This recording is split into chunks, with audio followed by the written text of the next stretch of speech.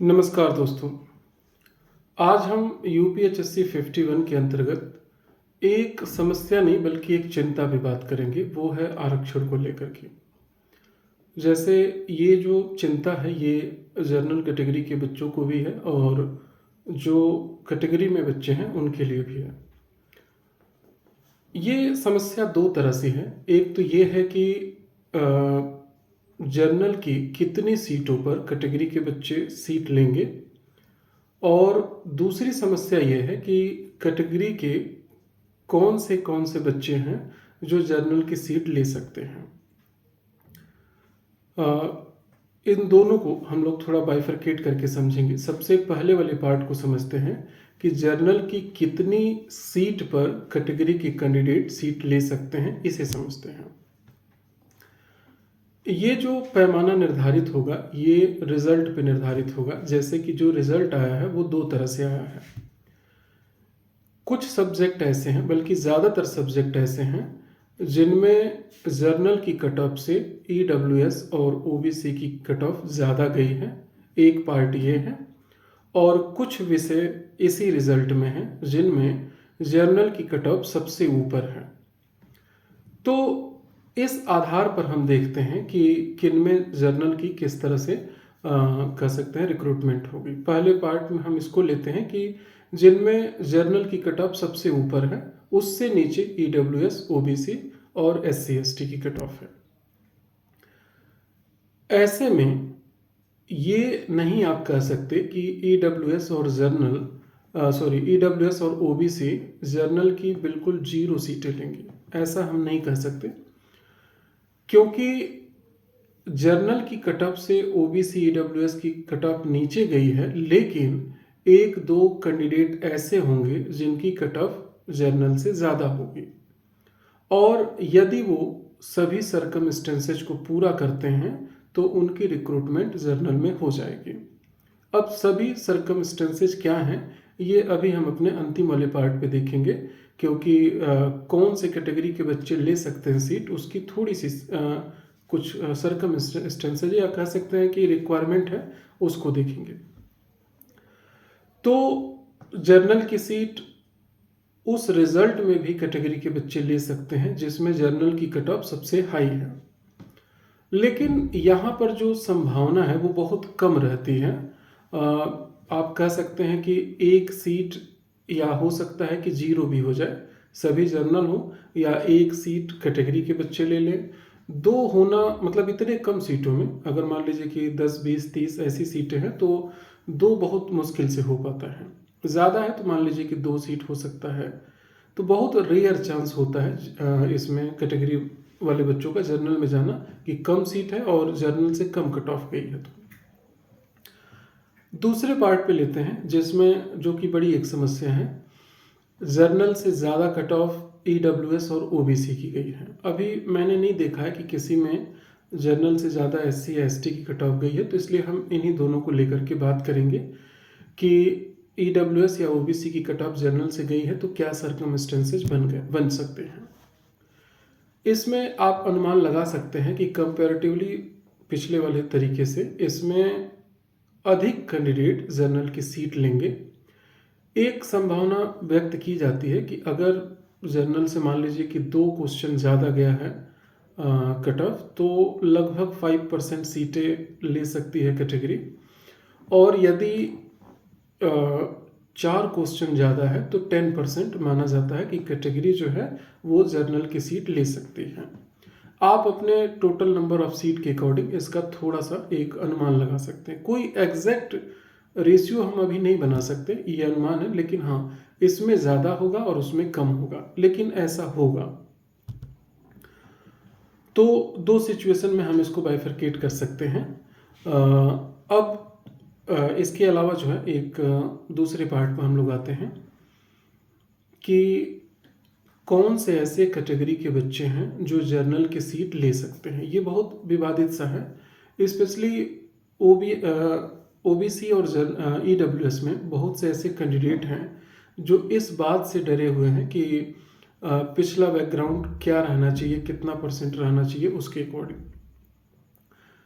सच कहूँ तो इसका एग्जैक्ट जो है, जिस तरह का क्वेश्चन आपने यूट्यूब पे पूछा था, एग्जैक्ट आंसर मेरे पास डायरेक्ट नहीं था या प्रूफ नहीं था, एक तरह से कह सकते हैं। कई बार ऐसे प्रश्न सरकार के पास भी नहीं होता है। जब समस्याएं आती हैं तो उसके अकॉर्डिंग निदान निकाले जाते हैं।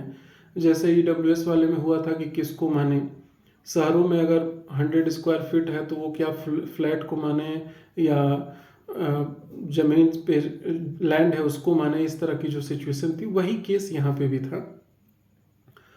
मैंने कई लोगों से बात किया, जैसे मान लीजिए कि मानव सर हैं, सुलेमान सर हैं, चंद्र प्रकाश सर हैं, नीलम मैम हैं, नीता मैम हैं। इन सभी लोगों से, ये सभी प्रोफेसर और असिस्टेंट प्रोफेसर के पद पे हैं। तो सभी बातचीत के अकॉर्डिंग हम एक कंक्लूजन पे पहुंच गए हैं कि क्या रियल में हो रहा है। और एक और रिकॉर्ड हमने देखा जो पिछली बार यूपीएचएससी 50 में हुआ। तो एक तो कंफर्म कंक्लूजन निकला कि जैसे यूजीसी का जो फॉर्म भरने के लिए जो मिनिमम परसेंटेज की ज़रूरत होती है कि ओबीसी भी अगर 55% है, एससी एसटी जनरल 55% है, एससी एसटी का कम है, तो ऐसे में अगर कोई candidate OBC, EWS, SC ST जिसका पोस्ट ग्रेजुएशन में 55% से कम है और यूपीएचएससी 51 में वो चाहे जितना भी मार्क्स ला दे, उसका सिलेक्शन जनरल कैटेगरी में नहीं होगा, वो कैटेगरी में ही काउंट होगा जिसका पोस्ट ग्रेजुएशन में 55% से कम है। ये कई जगह रूल 55 वाला फॉलो होता है, तो यहाँ पर भी है।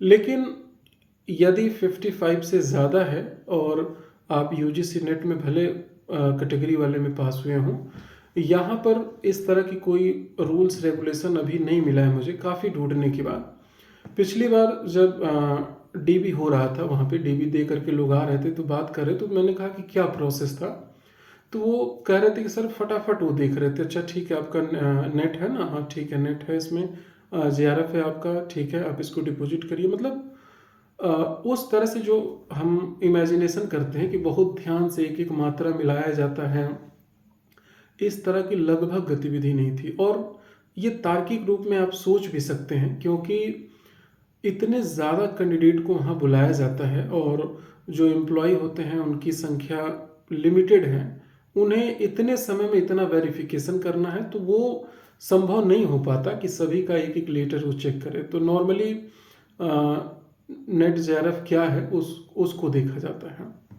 यानी कि वहाँ पर आप सिर्फ पास हैं, पीजी में 55% है, तो आप यहाँ पर जर्नल की सीट ले सकते हैं। अब आप ये सोच रहे होंगे कि इस तरह से वो बहुत सारे कैंडिडेट हैं, 55 से नीचे तो लगभग कोई नहीं होगा, ऐसा अनुमान आप लगा सकते हैं। लेकिन ऐसा नहीं है। अभी 4 कैंडिडेट ऐसे हैं मेरे पास जिनका पीजी में ही 55% नहीं है, और यहाँ पर जो उनके मार्क्स हैं वो कट ऑफ से, यानी कह सकते हैं कि जर्नल से भी 7-8 क्वेश्चन ज़्यादा है। उन कैंडिडेट को किसी भी सिचुएशन में जर्नल की सीट नहीं मिलेगी, क्योंकि वो पहले स्टेज की जो क्राइटेरिया है उसको फुलफिल नहीं कर पाए हैं। ऐसे में थोड़ा सा मतलब कह सकते हैं कि एक आध सीट इसकी वजह से वो बच्चे जो हैं जर्नल की नहीं ले पाएंगे। लेकिन मोस्टली ज़्यादातर बच्चे ऐसे होंगे जिनके 55% बन रहे होंगे, अगर वो यहाँ पर मार्क्स अच्छे लाए हैं तो जर्नल में वो जा सकते हैं।